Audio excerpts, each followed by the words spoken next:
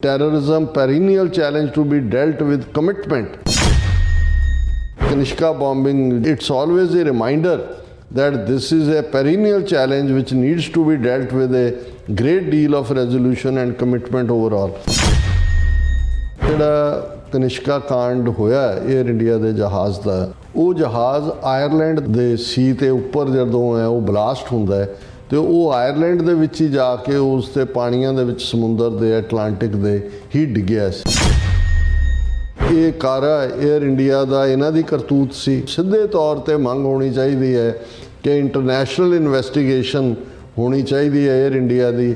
ਇਹ ਇਹਨਾਂ ਦਾ ਹੀ ਕੰਮ ਹੈ, ਰਾਹ ਦਾ।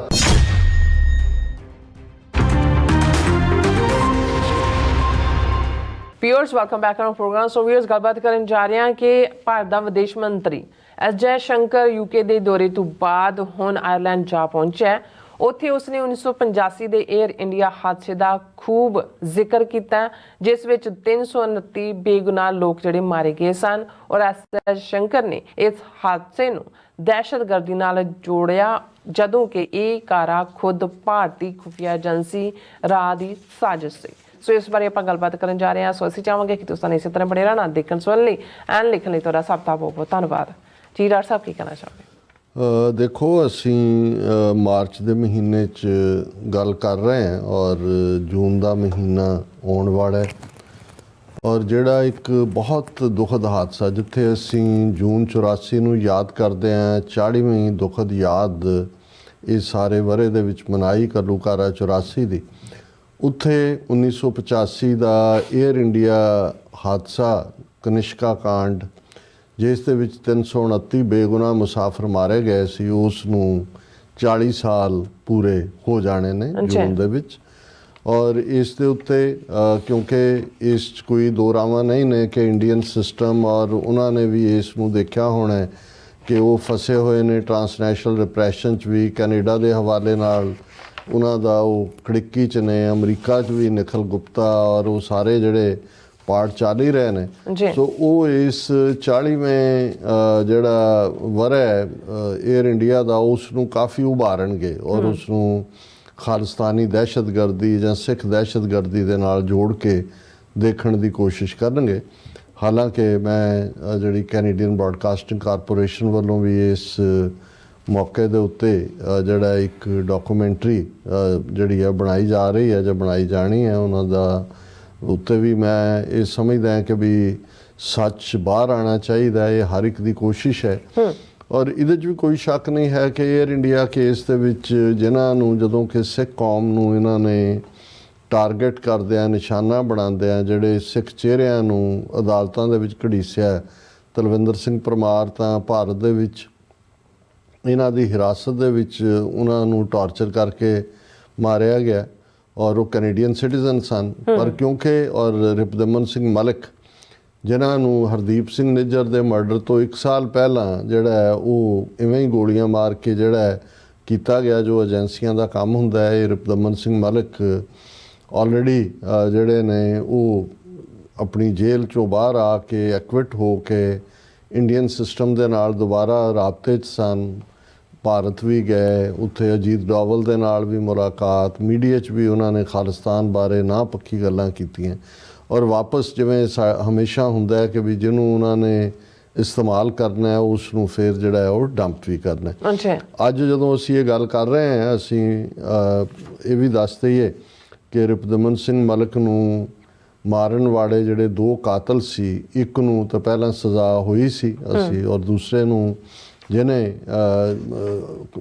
ਕਬੂਲ ਕਿਸੇ ਨੇ ਨਹੀਂ ਕੀਤਾ ਕਿ ਵੀ ਕਿਹਦੇ ਕਹਿਣ 'ਤੇ ਉਹਨਾਂ ਨੇ ਕੀਤਾ। ਔਰ ਅੱਜ ਜਿਹੜੀ ਪ੍ਰਮੁੱਖ ਖਬਰ ਹੈ ਕਿ ਕਿਉਂਕਿ 14 ਜੁਲਾਈ 2022 ਨੂੰ ਸਰੀ 'ਚ ਰਿਪਦਮਨ ਸਿੰਘ ਮਲਿਕ ਜਿਹੜੇ 75 ਸਾਲਾਂ ਦੇ ਸੀ, ਉਹਨਾਂ ਦਾ ਕੋਲਡ ਬਲੱਡਡ ਮਰਡਰ ਕੀਤਾ ਗਿਆ ਸੀ ਔਰ ਇੱਕ ਕਾਤਲ ਨੂੰ ਪਹਿਲਾਂ ਹੀ ਜਿਹੜੀ ਹੈ ਉਹ ਸਜ਼ਾ ਸੁਣਾਈ ਹੋਈ ਸੀ। ਦੂਸਰਾ ਕਾਤਲ ਜਿਹੜਾ ਹੈ ਹੋਜ਼ੇ ਲੈਪੋਜ਼, ਉਹਨੂੰ ਅੱਜ ਅਦਾਲਤ ਵੱਲੋਂ ਉਮਰ ਕੈਦ ਦੀ ਸਜ਼ਾ ਸੁਣਾਈ ਗਈ ਔਰ ਉਹ ਘੱਟੋ ਘੱਟ 20 ਸਾਲ ਲਈ ਪੈਰੋਲ 'ਤੇ ਬਾਹਰ ਨਹੀਂ ਆ ਸਕਦਾ। ਇਸ ਤੋਂ ਪਹਿਲਾਂ ਜਿਹੜਾ ਕਾਤਲ ਸੀ ਟੈਨਰ ਫੌਕਸ 24 ਸਾਲਾਂ ਦਾ, ਉਹਨੂੰ 28 ਜਨਵਰੀ ਨੂੰ ਉਮਰ ਕੈਦ ਦੀ ਸਜ਼ਾ 20 ਸਾਲ ਤੱਕ ਕੋਈ ਪੈਰੋਲ ਨਹੀਂ ਸੁਣਾਈ ਗਈ ਸੀ। ਸੋ ਇਹ ਦੋਨਾਂ ਨੂੰ ਹੀ ਉਮਰ, ਕਿਉਂਕਿ ਕੈਨੇਡਾ ਦੇ ਵਿੱਚ ਸਜ਼ਾਏ ਮੌਤ ਨਹੀਂ ਹੈ, ਡੈਥ ਸੈਂਟੈਂਸ ਨਹੀਂ ਹੈ। ਸੋ ਦੋਨਾਂ ਨੂੰ ਹੀ ਬਿਨਾਂ ਪੈਰੋਲ ਤੋਂ, ਅਦਰਵਾਈਜ਼ ਇੱਥੋਂ ਦੀਆਂ ਅਦਾਲਤਾਂ ਕਾਫੀ ਲਿਬਰਲ ਨੇ ਕਿ ਜੀ ਇੰਨੀ ਦੇਰ ਬਾਅਦ ਪੈਰੋਲ ਤੇ ਜਾ, ਸੋ 20 ਸਾਲ ਬਾਹਰ ਆ ਨਹੀਂ ਸਕਦੇ। ਸੋ ਦੋਨੋਂ ਹੀ ਜਿਹੜੇ ਕਾਤਲ ਨੇ, ਜਿਹੜੇ ਹੋਜ਼ੇ ਲੋਪੇਜ਼ ਔਰ ਟੈਨਰ ਫੌਕਸ, ਦੋਨਾਂ ਨੂੰ ਹੀ 20-20 ਸਾਲ ਦੀ ਸਜ਼ਾ ਸੁਣਾਈ ਗਈ। ਹਾਲਾਂ ਜਦੋਂ ਇਹ ਪਹਿਲੇ ਨੂੰ ਵੀ ਔਰ ਅੱਜ ਵੀ, ਅੱਜ ਜਦੋਂ ਇਹ ਸਜ਼ਾ ਸੁਣਾਈ ਗਈ ਸਰੀ ਦੀ ਅਦਾਲਤ 'ਚ, ਰਿਪਦਮਨ ਸਿੰਘ ਮਲਕ ਕੋਰਾਂ ਦਾ ਬੇਟਾ ਔਰ ਉਹਨਾਂ ਦੇ ਪਰਿਵਾਰ, ਦੂਜੇ ਸਾਰੇ ਨੇ ਪ੍ਰੈਸ ਕਾਨਫਰੰਸ ਬਾਹਰ ਹੀ ਖੜੇ ਹੋ ਕੇ ਕੀਤੀ। ਔਰ ਲਾਸਟ ਜਦੋਂ ਮੌਕੇ ਤੇ ਉਹਨਾਂ ਨੇ ਇਸ ਪਹਿਲੇ ਕਾਤਲ ਨੂੰ ਕਿਹਾ ਸੀ, ਤੂੰ ਇਹ ਤਾਂ ਦੱਸ ਦੇ ਕਿ ਕਿਹਦੇ ਕਹਿਣ ਤੇ ਤੁਸੀਂ ਕੀਤਾ ਹੈ, ਕਿਉਂਕਿ ਦੋਨੋਂ ਪਹਾੜੇ ਦੇ ਕਾਤਲ ਸੀ, ਦੋਨੋਂ ਹੀ ਜਿਹੜੇ ਨੇ ਉਹ ਦੂਸਰੇ ਨੇ ਜਿਨ੍ਹਾਂ ਨੂੰ ਤੁਸੀਂ ਕਹਿੰਦੇ ਹੋ ਪ੍ਰੋਫੈਸ਼ਨਲ ਅਸੈਸਿਨਸ, ਲੇਕਿਨ ਦੋਨਾਂ ਨੇ ਜ਼ਬਾਨ ਨਹੀਂ ਖੋਲ੍ਹੀ, ਉਮਰ ਕੈਦ ਉਹਨਾਂ ਨੇ ਲੈ ਲਈ। ਸੋ ਜ਼ਾਹਰ ਹੈ ਵੀ ਇਹ ਕਰਤੂਤ ਇੰਡੀਅਨ ਏਜੰਸੀਆਂ ਦੀ ਸੀ। ਕੌਣ ਕਿਵੇਂ ਵਰਤਿਆ ਗਿਆ, ਕਿਸ ਲੈਵਲ ਤੇ ਕਿਹਦਾ ਕੀ ਹੈ, ਅਸੀਂ ਉਸ ਸਵੇਰ ਵਿੱਚ ਨਹੀਂ ਜਾਵਾਂਗੇ। ਪਰ ਇੱਕ ਪਾਸੇ ਸਰੀ ਦੀ ਅਦਾਲਤ 'ਚ ਅੱਜ ਇਹ ਸਜ਼ਾ ਸੁਣਾਈ ਗਈ ਹੈ, ਔਰ ਅਸੀਂ ਦੂਜੇ ਪਾਸੇ ਕੈਨੇਡਾ ਦੇ ਹਵਾਲੇ ਨਾਲ ਇਹ ਵੀ ਦੇਖ ਰਹੇ ਹਾਂ ਵੀ ਅੱਜ ਜਸਟਿਨ ਟਰੂਡੋ ਨੇ ਬੜਾ ਅਥਰੂਆਂ ਦੇ ਨਾਲ ਚਿਹਰਾ ਉਹਨਾਂ ਦਾ ਤਾਰਿਆ, ਔਰ ਉਹਨਾਂ ਨੇ ਆਪਣਾ ਪ੍ਰੈਸ ਲਾਸਟ ਆਲਮੋਸਟ ਉਹਨਾਂ ਦੀ ਪ੍ਰੈਸ ਕਾਨਫਰੰਸ ਉਹਨਾਂ ਦੀ ਸੀ, ਕਿਉਂਕਿ ਆਪਣੇ ਅਹੁਦੇ ਤੋਂ ਰਿਜ਼ਾਈਨ ਕਰ ਚੁੱਕੇ ਨੇ, ਔਰ ਉਹਨਾਂ ਨੇ ਜਿਹੜਾ ਇਸ ਵੀਕ ਹੀ ਉਹਨਾਂ ਦਾ ਜਿਹੜਾ ਪਾਰਟੀ ਦਾ ਲੀਡਰ ਚੁਣਿਆ ਜਾਣਾ ਮਾਰਚ 9 ਨੂੰ, ਔਰ ਉਸ ਤੋਂ ਬਾਅਦ ਜਸਟਿਨ ਜਿਹੜਾ ਹੀ ਚੁਣਿਆ ਜਾਏਗਾ, ਜਸਟਿਨ ਟਰੂਡੋ ਸਟੈਪ ਡਾਊਨ ਕਰਨਗੇ। ਔਰ ਉਹਨਾਂ ਨੇ ਜਿੱਥੇ ਇਹ ਕਿਹਾ ਕਿ ਭਾਈ ਮੈਂ ਇਹ ਸਾਰੇ ਪੀਰੀਅਡ 'ਚ ਜਿਹੜੇ 8-9 ਸਾਲ ਦਾ ਮੇਰਾ ਪੀਰੀਅਡ ਸੀ, ਮੈਂ ਬੈਸਟ ਜੋ ਕਰ ਸਕਦਾ ਸੀ ਉਹ ਕਰਨ ਦੀ ਗੱਲ ਕੀਤੀ। ਉਹ ਕਾਫੀ ਇਮੋਸ਼ਨਲ ਹੋ ਗਏ। 10 ਇਅਰਸ 10 ਸਾਲ ਉਹਨਾਂ ਨੇ ਪ੍ਰਾਈਮ ਮਿਨਿਸਟਰ ਰਹੇ ਨੇ, ਕਿ ਵੀ ਉਹ ਕਹਿੰਦੇ ਨੇ ਵੀ ਮੈਂ ਪਰਸਨਲ ਲੈਵਲ ਤੇ ਕਹਿ ਸਕਦਾ ਕਿ ਹਰ ਰੋਜ਼ ਮੈਂ ਇਸ ਆਫਿਸ ਦੇ ਵਿੱਚ ਆਉਂਦਿਆਂ ਕੈਨੇਡਾ ਨੂੰ ਫਸਟ ਰੱਖਿਆ। ਮੈਂ ਹਮੇਸ਼ਾ ਹੀ ਜਿਹੜੀ ਹੈ ਲੋਕਾਂ ਦੀ ਮੈਨੂੰ ਹਮਾਇਤ ਪਿਆਰ ਮਿਲਿਆ, ਔਰ ਮੈਂ ਇੱਥੇ ਖਲੋ ਕੇ ਕਹਿਣਾ ਚਾਹੁੰਦਾ ਕਿ ਵੀ ਮੈਂ ਹਮੇਸ਼ਾ ਹੀ ਕੈਨੇਡਾ ਦੇ ਤੁਹਾਡੇ ਹਿੱਤਾਂ ਦੇ ਨਾਲ ਹੈ, ਔਰ ਅਸੀਂ ਕਦੇ ਵੀ ਜੋ ਅੱਜ ਨਵੇਂ ਚੈਲੰਜਸ ਨੇ, ਆਉਣ ਵਾਲਾ ਪੀਰੀਅਡ ਟਫ ਟਾਈਮ ਹੋਏਗਾ, ਪਰ ਅਸੀਂ ਸਮਝਦੇ ਹਾਂ ਵੀ ਕੈਨੇਡੀਅਨਸ ਜਿਹੜੇ ਨੇ ਉਹ ਫਾਈਨਲੀ ਇਸ ਚੋਂ ਸੁਰਖਰੂ ਹੋ ਕੇ ਨਿਕਲਣਗੇ, ਤਾਕਤਵਰ ਹੋ ਕੇ ਨਿਕਲਣਗੇ। ਸੋ ਮੈਂ ਸਮਝਦਾ ਵੀ ਜਿੱਥੇ ਅਸੀਂ ਇਹ ਏਅਰ ਇੰਡੀਆ ਹਾਦਸੇ ਦੀ ਗੱਲ ਕਰ ਰਹੇ ਹਾਂ, ਉੱਥੇ ਜਸਟਿਨ ਟਰੂਡੋ ਕੈਨੇਡਾ ਦੀ ਹਿਸਟਰੀ 'ਚ ਵੀ, ਇੰਟਰਨੈਸ਼ਨਲ ਹਿਸਟਰੀ 'ਚ ਵੀ ਇਹ ਵੀ ਪਹਿਲੀ ਵਾਰ ਹੋਇਆ ਕਿ ਕਿਸੇ ਪ੍ਰਾਈਮ ਮਿਨਿਸਟਰ ਨੇ ਪਾਰਲੀਮੈਂਟ 'ਚ ਖਲੋ ਕੇ ਇਹ ਕਿਹਾ ਕਿ ਫਲਾਂ ਮੁਲਕ ਜਿਹੜਾ ਹੈ ਉਹ ਦਹਿਸ਼ਤਗਰਦੀ ਕਰ ਰਿਹਾ ਹੈ ਸਾਡੇ ਮੁਲਕ ਦੇ ਅੰਦਰ, ਟਰਾਂਸਨੈਸ਼ਨਲ ਰਿਪਰੈਸ਼ਨ ਦਾ।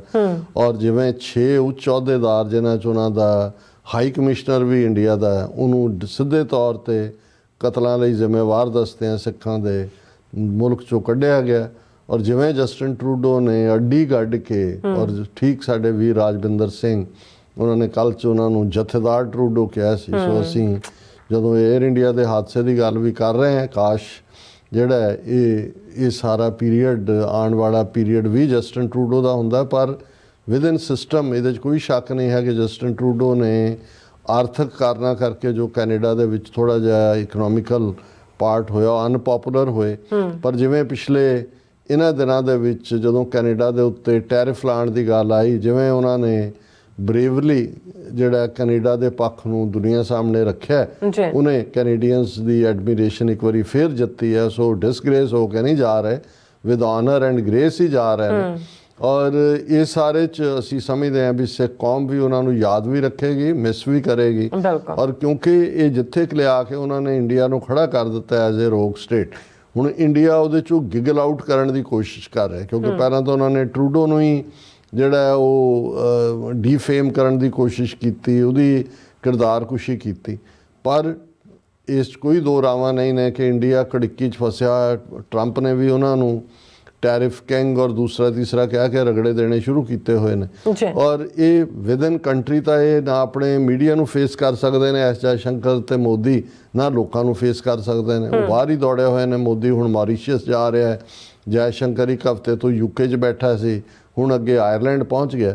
ਹੁਣ ਅਸੀਂ ਇਹ ਵੀ ਦੱਸਦੇ ਹੀ ਹੈ ਵੀ ਜਿਹੜਾ ਕਨਿਸ਼ਕਾ ਕਾਂਡ ਹੋਇਆ ਏਅਰ ਇੰਡੀਆ ਦੇ ਜਹਾਜ਼ ਦਾ, ਉਹ ਜਹਾਜ਼ ਆਇਰਲੈਂਡ ਦੇ ਉੱਪਰ ਜਦੋਂ ਸਮੁੰਦਰ ਦੇ ਆਇਰਲੈਂਡ ਦੇ ਸੀ ਤੇ ਉੱਪਰ ਜਦੋਂ ਹੈ ਉਹ ਬਲਾਸਟ ਹੁੰਦਾ ਹੈ ਤੇ ਉਹ ਆਇਰਲੈਂਡ ਦੇ ਵਿੱਚ ਹੀ ਜਾ ਕੇ ਉਸ ਦੇ ਪਾਣੀਆਂ ਦੇ ਵਿੱਚ ਸਮੁੰਦਰ ਦੇ ਅਟਲਾਂਟਿਕ ਦੇ ਹੀ ਡਿੱਗਿਆ ਸੀ।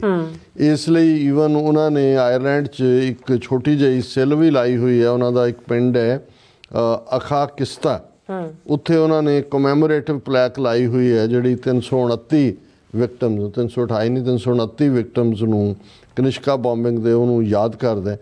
ਔਰ ਇਹ ਹੁਣ ਆਇਰਲੈਂਡ ਕੀ ਲੈਣ ਗਿਆ ਐਸ ਜੈ ਸ਼ੰਕਰ ਜ਼ਾਹਰ ਹੈ ਕਿ ਵੀ ਇਹ ਕੋਈ ਨਾ ਕੋਈ ਇਹਨਾਂ ਦਾ ਲੌਂਗ ਟਰਮ ਏਜੰਡਾ ਜਿਹੜਾ ਇੱਕ ਪਾਸੇ ਤਾਂ ਇਧਰੋਂ ਅਮਰੀਕਾ ਵੱਲੋਂ ਜੁੱਤੀਆਂ ਪੈ ਰਹੀਆਂ। ਟਰੰਪ ਨੇ ਕੱਲ ਫੇਰ ਕਿਹਾ ਵੀ ਇੰਡੀਆ ਟੈਰਿਫ ਕਿੰਗ ਹੈ ਔਰ ਇਹ ਸਾਰੇ ਨੂੰ ਅਸੀਂ ਜਿਹੜਾ ਉਹ ਉਨਾ ਹੀ ਟੈਰਿਫ ਲਾਵਾਂਗੇ ਜਿੰਨਾ ਇੰਡੀਆ ਸਾਡੇ ਤੇ ਲਾਉਂਦਾ ਹੈ।